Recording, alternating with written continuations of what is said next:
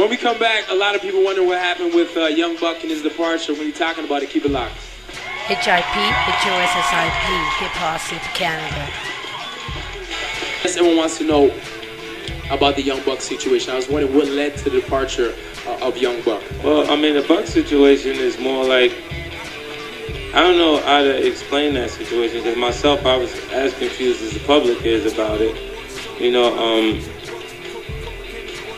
he just decided he wanted to do something else, I guess. You know what I mean? Because he wasn't participating. We was actually recording the TOS project. Like, he's on the album 4 times. He's like featured on it different 4 times. So he decided that he wanted to go to Atlanta and to be a part of something that Jeezy was doing instead of continuing to record the album. So we just went from there. I said, let's just finish the record out. And then, like, if you got 4 MCs at the same time, somebody got to not put a verse on the record for it to fit, you know, like to be the traditional song format. So a lot of the songs I was writing the chorus and falling back to let them get off on the actual record. So we just finished up the record with me, Banks, and Yayo.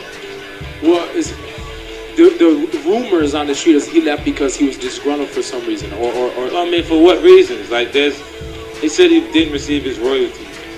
He got his money like everybody else. Buck earned over $8 million for G. Because he spent over $8 million. He's in a financial space where he needs to get money right now. You see what I'm saying? So he did, because he lived beyond his means at that point. He was in a point where he had to do whatever possible to make things work. And this is why he was willing to have those conversations with Game, because he would go to the Mix Show. DJ runs the nightclub. They play the songs in the club too. Like, you'll hear the radio station, it'll be a DJ on, and he'll be like, check me out at the club. He's gonna be there that night.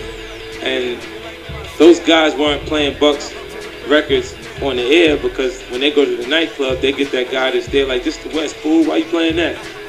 You know, so they didn't want to play Bucks there, so he was willing to extend the olive branch to Game at that point, because he was that desperate to get his record played.